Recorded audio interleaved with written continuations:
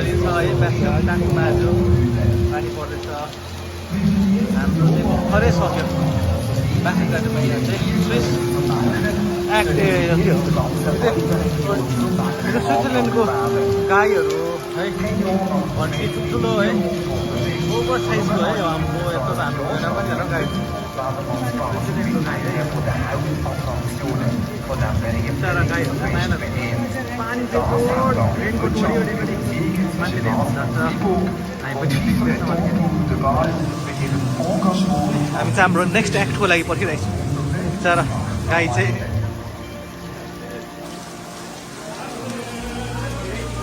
हुन्छ